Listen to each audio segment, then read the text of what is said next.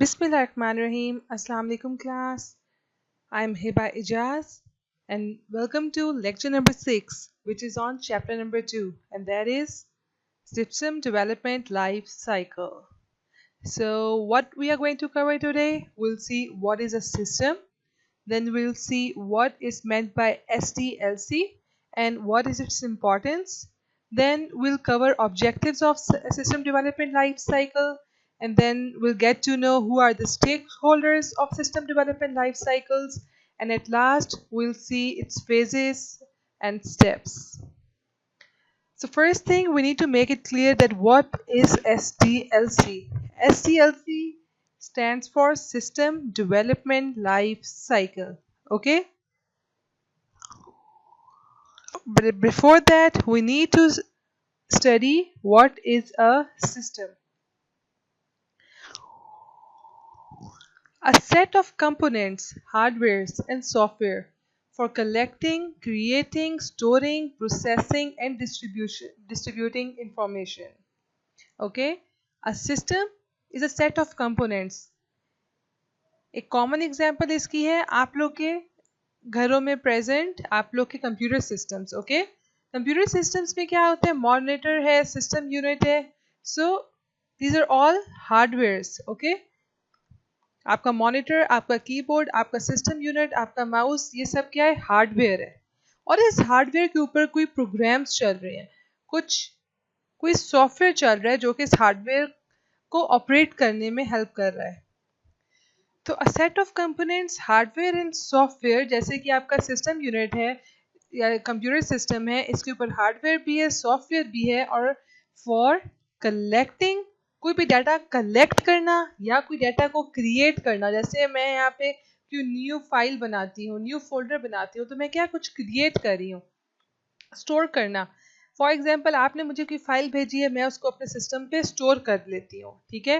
Processing करना मतलब कि कंप्यूटर से काम करवाना. फॉर एग्जांपल कैलकुलेटर है, 3 और 2 को हम कैलकुलेटर से ऐड करवा रहे हैं, तो सीपीयू कंप्यूटर का सिस्टम यूनिट इसके ऊपर क्या कर रहा है, प्रोसेसिंग कर रहा है और डिस्ट्रीब्यूटिंग इंफॉर्मेशन. जैसे कि मैंने यहाँ पे पावर पॉइंट स्लाइड बनाई, अब मैं इसको डिस्ट्रीब्यूट कर रही हूँ हर एक स्टूडेंट के पास. ओके, तो ये ओवरऑल हमने किसको अंडरस्टैंड किया कि एक सिस्टम क्या होता है. उसकी कॉमन एग्जांपल आपके घरों में प्रेजेंट आपके कंप्यूटर सिस्टम्स हैं. अब ज़रूरी नहीं कि खाली एक कंप्यूटर सिस्टम ही सिस्टम हो. ठीक है, ये एक वाइड सिस्टम है जो कि बहुत ज़्यादा कैपेबिलिटीज इसके अंदर प्रेजेंट हैं कंप्यूटर सिस्टम के अंदर. एक हम छोटी एग्जांपल लेते हैं एक इंफॉर्मेशन सिस्टम की. सिस्टम डेवलपमेंट लाइफ साइकिल में हम जिस सिस्टम का जिक्र करते हैं वो बेसिकली हमारे पास एक इंफॉर्मेशन सिस्टम होता है. Information system,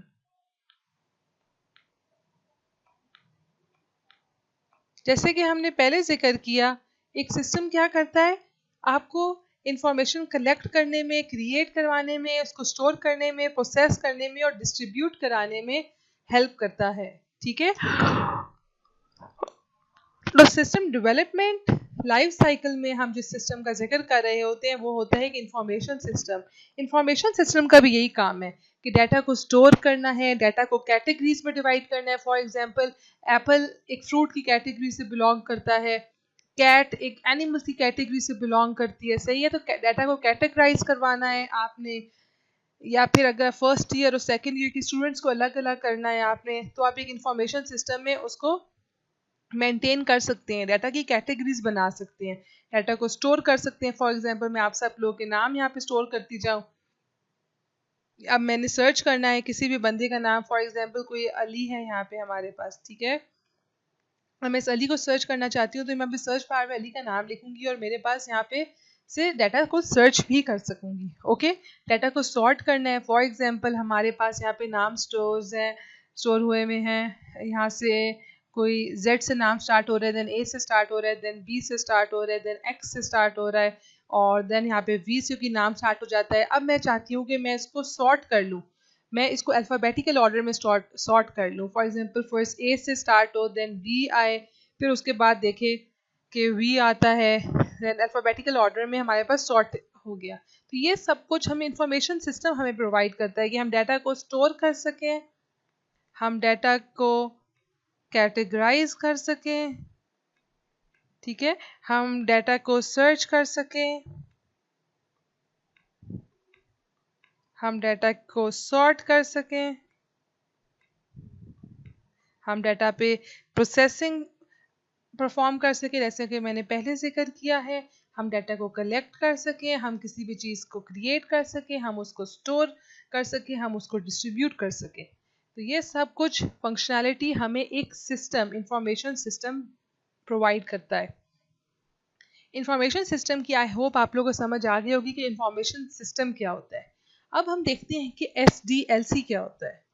SDLC stands for System, S for System, D for Development, Life Cycle.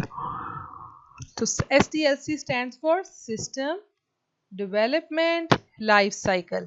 कि एक सिस्टम किन किन स्टेप से गुजर के बनता है, उसका पूरी लाइफ का साइकिल, ठीक है, कि उसकी डेवलपमेंट की लाइफ का साइकिल, ठीक है, ये डेवलपमेंट लाइफ साइकिल। जैसे आप लोगों ने फ्रॉक का पढ़ा हुआ है कि फ्रॉक के क्या होते हैं, पहले फ्रॉक टैडपोल होता है, देन वो ग्रो करता है, देन वो जाकर एक फ्रॉक बनता है। इसे फ्लावर्स की आप लोगों ने पढ़ी हुई है कि फ्लावर क्या होता है, पहले पोलन जनरेट होता है एंड ऑल दैट, ठीक है। इसी तरह अगर एक इंफॉर्मेशन सिस्टम को हमें डेवलप करना है तो इंफॉर्मेशन सिस्टम को डेवलप करने के लिए उसका पूरी लाइफ साइकिल क्या होगा, ये हम SDLC में देखते हैं। A problem-solving process through which a series of steps or phrases helps to produce a new computer system. कोई भी computer system बनाना है तो कौन से steps हैं, कौन से phases हैं, जिनको कौन सी methodology है, उनको follow करते हुए हम एक system develop करेंगे। अब हमने देखना है कि हमारे पास importance of system development life cycle क्या है, कि why do we need a system development life cycle, okay? First of all, it delivers quality software which meet the system requirements. For example, आप किसी रेस्टोरेंट पे जाते हैं, ठीक है, आप फूड ऑर्डर करते हैं रेस्टोरेंट को, आप स्पेसिफाई करते हैं कि मेरा फूड ज़्यादा स्पाइसी ना हो, मेरा मीट टेंडर हो और कुछ भी रॉ ना हो, ओके, लाइक दिस। आप अपनी स्पेसिफिकेशंस बताते हैं, अपनी रिक्वायरमेंट्स बताते हैं कि मुझे फूड कैसा चाहिए, ओके। अगर आपको अपनी रिक्वायरमेंट्स के अकॉर्डिंगली डिलीवरी हो जाती है, फूड आपको रिसीव हो जाते हैं, अपने ऑर्डर जो भी आपने प्लेस किया है उसकी स्पेसिफिकेशंस के अकॉर्डिंगली, उसकी रिक्वायरमेंट्स के अकॉर्डिंगली, तो आप कहेंगे कि बहुत क्वालिटी वाला फूड मुझे मिला है, ठीक है। तो सिस्टम डेवलपमेंट लाइफ साइकिल को फॉलो करके आप अपनी सारी सिस्टम के अंदर रिक्वायरमेंट्स जो चाहते हैं उनको फुलफिल कर सकते हैं और उसकी वजह से आपको एक क्वालिटी का सॉफ्टवेयर मिलता है।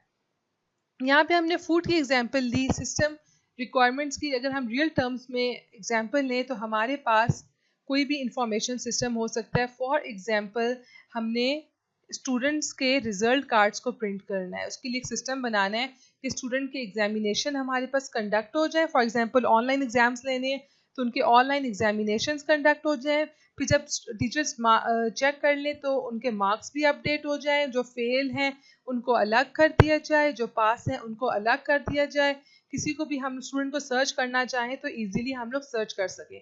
तो अगर ये 5 मैंने बता दी अपनी रिक्वायरमेंट्स, अगर ये 5 रिक्वायरमेंट्स मेरी इस सिस्टम में फुलफिल हो जाती हैं तो आई विल से कि my system is a quality system, ठीक है, is of high quality, and that's because of system development life cycles phases, okay?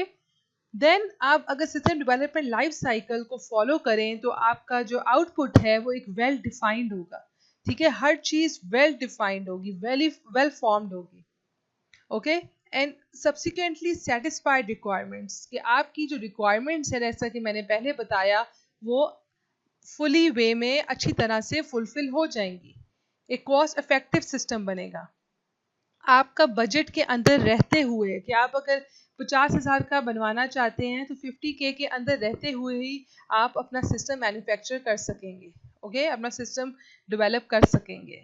अगर आप एक डेवलपमेंट लाइफ साइकिल को फॉलो कर रहे हैं, आपका जो भी बजट होगा उसके अंदर रहते हुए आप चीज़ों को मैनेज कर सकते हैं, तो कॉस्ट इफेक्टिव सिस्टम आपको मिलेगा।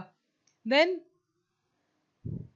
It maximises productivity. प्रोडक्टिविटी का क्या मतलब है कि प्रोडक्शन होना, कम टाइम में विद कम टाइम में कम कॉस्ट के साथ आपको मैक्सिमम काम मिले, ठीक है, मैक्सिमम प्रोडक्शन मिले, आप जो चाहते हैं वो आपको मिले, आपकी रिक्वायरमेंट्स फुल हो, आपकी जितने भी ऑब्जेक्टिव्स हैं वो फुलफिल हो जाए, तो ये भी आपको अचीव हो सकती है। तो ये चारों पॉइंट्स अचीव करने के लिए आपको ज़रूरत पड़ेगी एक सिस्टम डेवलपमेंट लाइफ साइकिल की।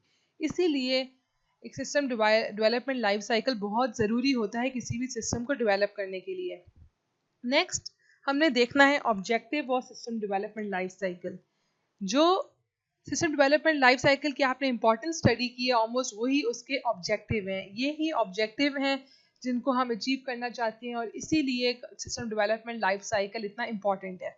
हाई क्वालिटी सिस्टम, जैसा कि मैंने पहले जिक्र किया, आपकी सारी रिक्वायरमेंट्स फुलफिल होंगी, आप जो चाहते हैं आपकी स्पेसिफिकेशंस के अकॉर्डिंगली होगा, आपका सिस्टम हाई क्वालिटी का होगा। Strong management control over the projects. अब यहाँ पे मैनेजमेंट कंट्रोल से क्या मुराद है? आपके अगर कोई भी सिस्टम है, ठीक है, फॉर एग्जांपल आप एक शॉप है, आपकी शॉप के अंदर आइटम्स आते हैं, तो आप अपने आइटम्स की जो लिस्ट है उसको अच्छे तरीके से मैनेज कर सकते हैं कि ये आइटम आ रहा है, ये आइटम आ रहा है, ये आइटम आ रहे हैं। अगर ये आइटम आपका सेल हो गया है तो आप अच्छे से मैनेज कर सकते हैं कि जो आइटम आउट ऑफ स्टॉक हैं, ठीक है, आउट ऑफ स्टॉक हैं, जो कि आपके सेल हो गए हैं, या फिर जो आपके पास फिलहाल नहीं है, वो कौन से आइटम्स हैं।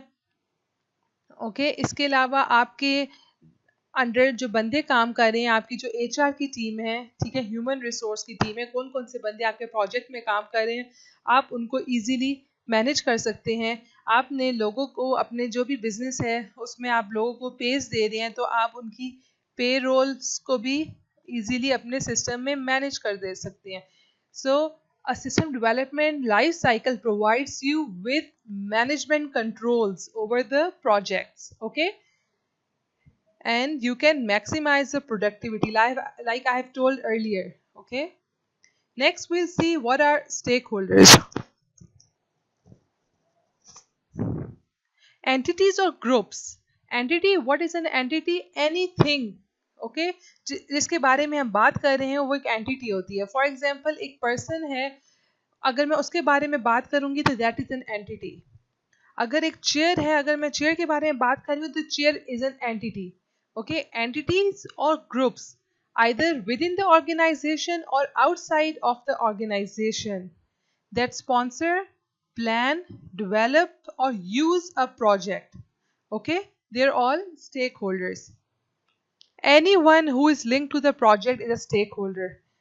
For example, हमारे पास एक प्रोजेक्ट है, कोई भी हमारा प्रोजेक्ट है, ठीक है, अब इस प्रोजेक्ट के अंदर जो लोग काम कर रहे हैं वो भी स्टेक होल्डर हैं, जो प्रोजेक्ट के लिए पैसे दे रहे हैं, स्पॉन्सर कर रहे हैं, वो भी स्टेक होल्डर हैं। अगर एक कोई टीम है उसने इस प्रोजेक्ट को प्लान किया है, वो भी स्टेक होल्डर्स हैं। अगर किसी टीम ने इसको डेवलप करने में हेल्प किया है तो वो भी स्टेक होल्डर हैं। एंड उसके अलावा इस प्रोजेक्ट को जो यूज़ करेंगे, ठीक है, वो भी स्टेक होल्डर्स हैं। तो हर वो बंदा, हर वो ऑर्गेनाइजेशन, हर वो एंटिटी जो किसी ना किसी वे में एक प्रोजेक्ट के साथ लिंक्ड है, वो उस प्रोजेक्ट के स्टेक होल्डर हैं, उस सिस्टम डेवलपमेंट लाइफ साइकिल, उस फुल लाइफ साइकिल के स्टेक होल्डर्स हैं। ओके, अब हमने सिस्टम को डेवलप करना है, उसकी पूरी लाइफ साइकिल को हमने डेवलप करना है, वो किस किस फेजेस से गुजरेगा, ठीक है, क्या प्रोसीजर्स फॉलो होंगे, क्या प्रोग्रामिंग टेक्निक्स फॉलो होंगी, तो उसके डिफरेंट स्टेप्स हैं। आपके ये बुक से ही पिक्चर ली गई है। ओके, ये स्टार्ट होती है डिफाइन करने से, उसके बाद आप सिस्टम डेवलपमेंट लाइफ साइकिल में प्लान करते हैं, देन फिजिबिलिटी को स्टडी करते हैं, देन एनालाइज करते हैं, रिक्वायरमेंट इंजीनियरिंग होती है, देन उसके बाद डिज़ाइनिंग का स्टेप आता है, देन फाइनली आप कोडिंग करते हैं, कोडिंग करने के बाद टेस्टिंग करते हैं, फिर आप सिस्टम को डिप्लॉय कर देते हैं, देन आप सिस्टम को मेंटेन कर देते हैं। इन सारे फेजेस को हम इन डिटेल नेक्स्ट लेक्चर में देखेंगे इंशाल्लाह। आई होप आज का लेक्चर आप लोगों को समझ आ गया होगा. ये थ्योरेटिकल चैप्टर है, समझने का भी है, लेकिन ज़्यादा इसके अंदर थ्योरी है. तो समझने के साथ साथ आप लोग खुद भी इससे गो थ्रू हो.